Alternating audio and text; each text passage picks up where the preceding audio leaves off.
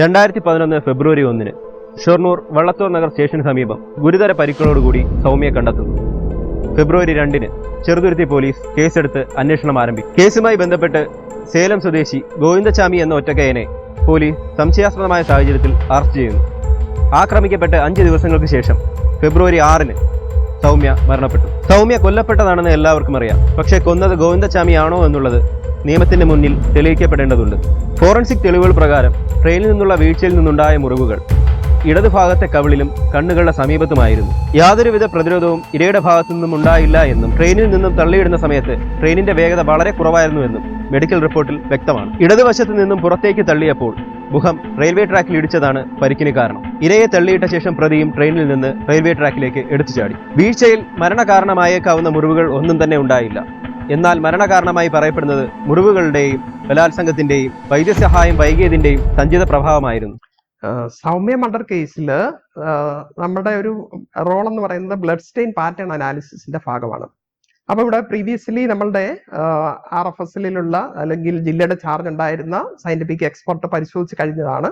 അപ്പോൾ ആ railway track എന്ന് പറയുന്ന ക്രൈം സീൻ ഒന്ന് അഡീഷണൽ ആയിട്ട് കൃത്യസ്ഥലത്ത് ഒരു ബയോളജിസ്റ്റിന്റെ ഒരു മൈക്രോസ്കോപ്പിക് എക്സാമിനേഷൻ ആവശ്യമുണ്ട് എന്ന് പറഞ്ഞ ഒരു സ്പെഷ്യൽ മെസ്സേജ് തൃശ്ശൂർ SP എനിക്ക് തന്നു.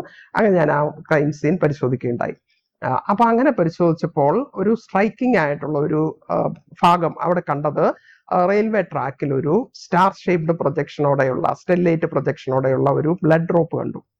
ആ ബ്ലഡ് ഡ്രോപ്പ് ഈ ബ്ലഡ് സ്റ്റെയിന്റെ പാറ്റേൺ ക്രൈം സീൻ റീകൺസ്ട്രക്ഷൻ അല്ലെങ്കിൽ എന്തൊക്കെ സ്റ്റെപ്സ് അവിടെ ഉണ്ടായിട്ടുണ്ടോ എന്ന് മനസ്സിലാക്കുന്നതിന് വളരെ ഇമ്പോർട്ടന്റ് ആണ്.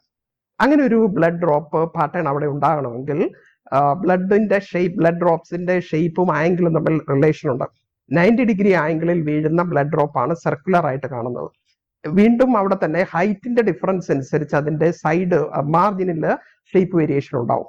അപ്പോൾ ഒരു കുറഞ്ഞ ഹൈറ്റിൽ നിന്ന് ഏതാണ്ട് ഒരു 30 സെന്റിമീറ്റർ വരെ ഉയരത്തിൽ നിന്ന് ബ്ലഡ് വെർട്ടിക്കലായിട്ട് 90 ഡിഗ്രിയിൽ താഴേക്ക് വീഴുകയാണെങ്കിൽ റൗണ്ട് ആയിരിക്കും, ഷാർപ്പ് ഡെലിനിയേറ്റഡ് ഡ്രോപ്സ് ആയിരിക്കും. എന്ന് വെച്ചാൽ നല്ല വട്ടമായിരിക്കും, എഡ്ജ് നല്ല ഷാർപ്പായിട്ടുള്ള റൗണ്ട് ആയിരിക്കും. ഇതുണ്ടാകുന്നത് സാധാരണ ഒരു ക്രൈം സീനിൽ ഒരു സ്റ്റാബ് ഇഞ്ചുറിക്ക് ശേഷം ഒരു അസൈലന്റ് ബ്ലഡ് സ്റ്റെയിൻഡ് നൈഫ് താഴ്ത്തിപ്പിടിച്ചു പോയി എന്ന് വിചാരിക്കുക. അപ്പോൾ അത് ഇങ്ങനെ ഒരു മുറിക്കകത്തുനിന്ന് ഡെഡ് ബോഡി അവിടെ റൂമിലുണ്ട്, വരാന്തയിലൂടെ ഇങ്ങനെ ഡ്രോപ്പ് ആയിട്ട് റൗണ്ട് ബ്ലഡ് സ്റ്റെയിൻ ഈക്വിഡിസ്റ്റന്റ് ഡ്രോപ്സ് ആയിട്ട് കാണുന്നുണ്ടെങ്കിൽ മനസ്സിലാക്കിക്കൊള്ളണം അവിടെ ഒരു സ്റ്റാബ് ഇഞ്ചുറിക്ക് ശേഷം ഇതുപോലെ ഒരു അസൈലന്റ് നടന്നു പോയിട്ടുണ്ട്. ആ ബ്ലഡ് ഡ്രോപ്പ് എൻഡ് ചെയ്യുന്നത് എവിടെയാണോ അതിന്റെ പരിസരത്ത് പോയി നോക്കിയാൽ നമുക്ക് ആ വെപ്പണും കൂടി കണ്ടെത്താൻ പറ്റിയെന്നിരിക്കും. അപ്പോൾ മിക്കവാറും ആ പരിസരത്ത് എവിടെയെങ്കിലും ആയിരിക്കും ആ വെപ്പൺ അയാൾ എറിഞ്ഞിട്ടുണ്ടാവുക. അപ്പോൾ ഇവിടുത്തേത് കുറഞ്ഞ ഹൈറ്റിൽ നിന്നല്ല, കുറച്ച് ഒരു 5 അടിയെങ്കിലും ഉയരത്തിൽ നിന്ന് വീണിട്ടുള്ള എന്നാൽ വെർട്ടിക്കലായിട്ട് 90 ഡിഗ്രി ആംഗിളിൽ വീണിട്ടുള്ള ഒരു ബ്ലഡ് ഡ്രോപ്പാണ്. അപ്പൊ ഈ ഡ്രോപ്പ് എങ്ങനെ വന്നു? ഉയരത്തിൽ നിന്ന് വീണാലേ ഈ ഡ്രോപ്പ് ഉണ്ടാവും. ഉയരത്തിൽ നിന്ന് വീഴണമെങ്കിൽ ഈ ഡ്രോപ്പ് വീഴണമെങ്കിൽ പ്രീവിയസ്ലി അവിടെ ഒരു ബ്ലഡ് സോഴ്സ് ബോഡിയിൽ ഉണ്ടാകണം. അപ്പൊ ഈ കുട്ടിയുടെ ബോഡി പ്രീവിയസ്ലി ഇഞ്ചേർഡ് ആണെങ്കിൽ അതിന് സമാനമായിട്ടുള്ള ബ്ലഡ് ട്രാൻസ്ഫർ ട്രെയിനിലും ഉണ്ടാകണം. അപ്പൊ നമ്മൾ ആ ട്രെയിനിൽ സൗമ്യ യാത്ര ചെയ്തിരുന്ന ട്രെയിനിന്റെ ബോഗി കംപ്ലീറ്റ് പരിശോധിച്ചു. അപ്പൊ അവിടെ ബ്ലഡിന്റെ ടെസ്റ്റുകളൊക്കെ ചെയ്ത് നോക്കിയിട്ട് നമുക്കൊരു ട്രേസ് ഓഫ് ബ്ലഡ് ആ ബോഗിയിൽ നിന്ന് കണ്ടെത്താൻ പറ്റിയില്ല. അപ്പോൾ പ്രീവിയസ്ലി ഇഞ്ചേർഡ് ആണോ എന്നുള്ള ആ ഭാഗം അങ്ങനെ നമുക്ക് സ്ഥിരീകരിക്കാൻ പറ്റുന്നില്ല. അവിടെ വെച്ച് ഇഞ്ചുറി ഉണ്ടായിട്ടുണ്ടെങ്കിൽ ആ ഇഞ്ചുറിയിൽ നിന്ന് ട്രാൻസ്ഫർ ചെയ്ത ബ്ലഡിന്റെ അംശം നമുക്ക് കിട്ടണം, അത് കിട്ടുന്നില്ല. ഇനി അടുത്തത്, ഇതിപ്പോൾ ഇങ്ങനെ ഒരു പാറ്റേൺ ഉണ്ടാകണമെങ്കിൽ പിന്നെന്തൊക്കെയാണ് പോസിബിലിറ്റി? അപ്പൊ ഇവിടെ വേറൊരു വെർഷനും കൂടി ക്ലിയർ ആക്കാൻ നമുക്ക് പറ്റുന്നുണ്ട്. വേറൊരു ഒബ്സർവർ അതിനകത്തുണ്ടായിരുന്ന ഒരു വിറ്റ്നസ് പറയുന്നുണ്ട്, ചെയിനൊന്നും ഇനി പുള്ളി ചെയ്ത് ട്രെയിനൊന്നും നിർത്തണ്ട, ആ കുട്ടി ചാടിപ്പോയിട്ടുണ്ട് എന്ന് പറയുന്നുണ്ട്. എന്നൊരു ഐ വിറ്റ്നസ് പറഞ്ഞു കേട്ട, രണ്ടാം സാക്ഷി പറഞ്ഞു കേട്ട ഒരു ഇൻഫർമേഷൻ, മൂന്നാം സാക്ഷി പറഞ്ഞു കേട്ടിട്ടുള്ള ഒരു വെർഷൻ ഉണ്ട്. ഈ മൂന്നാം സാക്ഷി പറഞ്ഞു കേട്ട ഈ അറിവ് പ്രകാരം ഈ കുട്ടി ചാടിപ്പോയിട്ടുണ്ട് എന്നുള്ള ഒരു ഇൻഫർമേഷൻ ആണ്. അപ്പൊ ഈ ചാടിപ്പോയിട്ടുണ്ട് എന്ന് പറയുന്ന ഇൻഫർമേഷൻ കറക്റ്റ് ആണോ എന്നുള്ളത് അറിയുന്നതിന് വേണ്ടിയിട്ട് ഇവിടെ നമ്മുടെ മെഡിക്കൽ ഓഫീസറുടെ ഫൈൻഡിങ്സും കൂടെ നമുക്ക് ചേർത്ത് വായിക്കാം.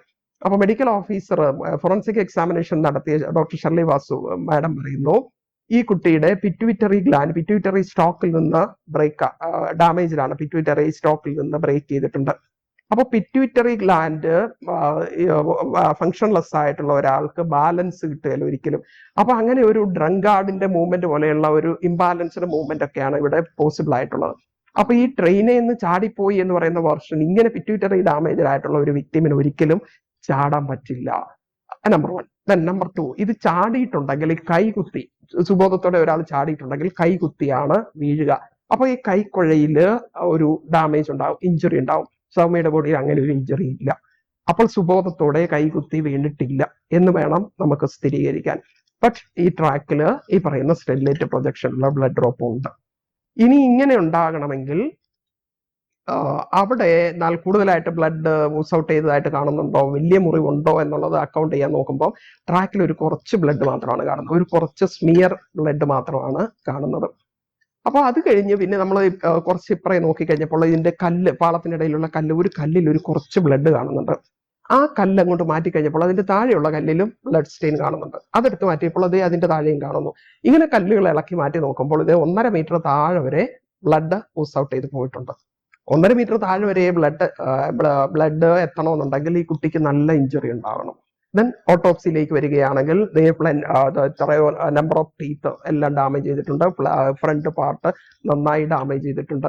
അങ്ങനെ ഒരു ഫോൾ ഉണ്ടാകണമെങ്കിൽ നമ്മുടെ സർജന്റെ വേർഷൻ പ്രകാരം പിറ്റ്യൂട്ടറി ഡാമേജ് ഉള്ള ഒരാള് അങ്ങനെ താഴെ വീഴണമെങ്കിൽ ചാടാൻ പറ്റിയല്ല, കോർഡിനേറ്റഡ് മൂവ്മെന്റ് ഇമ്പോസിബിൾ ആണ്.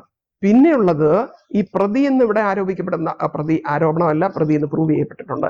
അപ്പൊ ഇയാള് ഗോവിന്ദചാമി ഹാൻഡിക്യാപ്ഡ് ആയിട്ടുള്ള പേഴ്സൺ. അപ്പൊ ഇയാള് ഒരു കൈയില് കുട്ടിയെ ഇങ്ങനെ തൂക്കിപ്പിടിച്ച് വള്ളത്തോൾ നഗർ കഴിഞ്ഞ അധികം താമസിക്കാതെ ഷൊർണൂർ വരും. വള്ളത്തോൾ നഗർ എന്ന് പറയുമ്പോൾ വെളിച്ചമില്ലാത്ത ഒരു ഏരിയയാണ് ട്രാക്കിൽ. അപ്പൊ ഷൊർണൂർ വെളിച്ചമുള്ള ഏരിയ വരുന്നതിന് മുമ്പ് ഇയാളുടെ ഇംഗിതം നടക്കണം.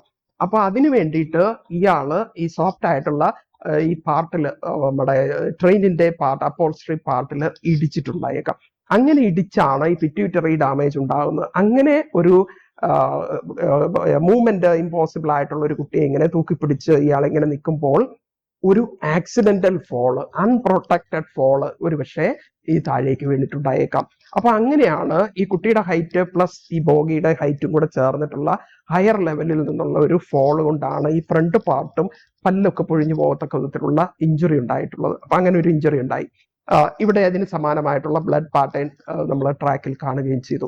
ഇങ്ങനെയുള്ള ഒരു കുട്ടിക്ക് ഇവിടെ റേപ്പ് നടന്നിട്ടുള്ളത് കുറച്ച് അകലെ, ഏതാനും മീറ്റർ അകലെയുള്ള ജംഗ്ഷൻ ബോക്സിന്റെ മറവില്ല. അവിടം വരെ ഈ കുട്ടിക്ക് എഴുന്നേറ്റ് പോകാൻ പറ്റില്ല, ബാലൻസ് ഇല്ല, ഇത്രയും വലിയ മുറിവേറ്റു, പിറ്റ്യൂട്ടറി ഡാമേജ്ഡ് ആണ്. അപ്പൊ ഈ കുട്ടിയെ അവിടെ കൊണ്ടുപോയി ഇയാള് റേപ്പ് ചെയ്യണമെന്നുണ്ടെങ്കിൽ സ്വയം പറ്റിയല്ല, എടുത്തുയർത്തി മാത്രമേ കൊണ്ടുപോകാൻ പറ്റൂ. അപ്പൊ എടുത്തുയർത്തി ഒരു ഷോൾഡർ ഹൈറ്റിൽ ഈ കുട്ടിയെ അയാൾ എടുത്തുയർത്തിയിട്ട് ആ സ്ഥലം വരെ പോയിട്ടുണ്ടെങ്കിൽ ഈ ബ്ലീഡിങ് ഇഞ്ചുറിയിൽ നിന്ന് വെർട്ടിക്കലായിട്ട് ബ്ലഡ് താഴേക്ക് വീഴാം. അപ്പോൾ ആ ഒരു ബ്ലഡ് ഡ്രോപ്പ് നമുക്ക് അങ്ങനെ അക്കൗണ്ട് ചെയ്യാം. ഇനി അങ്ങനെ കൊണ്ടുപോയിട്ടുണ്ടോ? അങ്ങനെ കൊണ്ടുപോയിട്ടുണ്ടെങ്കിൽ സമാനമായിട്ടുള്ള ബ്ലഡ് ട്രാൻസ്ഫർ ഇയാളുടെ ഡ്രസ്സിൽ വേണം. അപ്പോൾ ഈ പ്രതിയുടെ ഡ്രസ്സ് വെരിഫൈ ചെയ്തപ്പോൾ അയാളുടെ dress, shirt, front part fully soaked with blood ആണ്. ആ ബ്ലഡിന്റെ DNA ചെയ്തപ്പോൾ അത് സൗമ്യയുടെ ബ്ലഡ് ആണ്. അപ്പൊ അങ്ങനെയുള്ള ഈ കുട്ടിയെ അയാൾ അവിടെ കൊണ്ടുപോയി അവിടെ ഇട്ട് ഈ ഉപദ്രവിക്കുന്നു, എല്ലാ ഒഫൻസ് എല്ലാം കമ്മിറ്റ് ചെയ്യുന്നു. പിന്നീട് ഹോസ്പിറ്റലിൽ വെച്ച് കുട്ടി മരിക്കുന്നു. അപ്പോൾ ഇതിലേക്ക് ലീഡിങ് ആയിട്ടുള്ള എവിഡൻസ്, സയന്റിഫിക് ആയിട്ടുള്ള എവിഡൻസ്, സൗമ്യയിൽ നിന്ന് DNA ക്ലിപ്പിംഗ്സിൽ നിന്ന് ഇയാളുടെ ടിഷ്യൂസ് കിട്ടി, DNA അത് മാച്ച് ചെയ്തു, സ്വാബും സ്മിയറും ഒക്കെ ഇയാളുടെ DNA പ്രൊഫൈലുമായിട്ട് മാച്ച് ചെയ്തു. അപ്പൊ പ്രതിയെ സയന്റിഫിക് ആയിട്ട് കണക്ട് ചെയ്യാനുള്ള എല്ലാ എവിഡൻസും കിട്ടുന്നുണ്ട്. പ്ലസ് ഈ ഒരു ബ്ലഡ് ഡ്രോപ്പ് എങ്ങനെ വന്നു എന്നുള്ളതും കൂടി അക്കൗണ്ട് ചെയ്ത് കഴിഞ്ഞാൽ മാത്രമേ ഇത് ഫുള്ളായിട്ട് നമുക്ക് ഇതിന്റെ ഓരോ ഇൻസിഡന്റൽ സ്റ്റെപ്സും റീകൺസ്ട്രക്ട് ചെയ്ത് കോടതിയെ ബോധ്യപ്പെടുത്താൻ പറ്റൂ. ആ ഭാഗം ആണ് എനിക്ക് ചെയ്യേണ്ടി വന്നത്. അപ്പൊ അതിങ്ങനെയാണ് അവിടെ ഒരു വെർട്ടിക്കൽ ഡ്രോപ്പ് ഉയരമുള്ള ഒരു ഹൈറ്റിൽ നിന്ന് വന്നതെന്ന് നമുക്ക് മനസ്സിലാക്കി കൊടുക്കാൻ പറ്റി. അപ്പോൾ ക്രൈംസിന്റെ എൻറ്റയർ സ്റ്റേജസ് റീകൺസ്ട്രക്ട് ചെയ്ത് ബോധ്യപ്പെടണമെങ്കിൽ ബ്ലഡ് സ്റ്റെയിന്റെ പാറ്റേൺ സ്റ്റഡി അല്ലെങ്കിൽ ഡ്രോപ്ലെറ്റിന്റെ ഷേപ്പ് വളരെ പ്രസക്തമാണെന്നുള്ളതും ഈ കേസിൽ നിന്ന്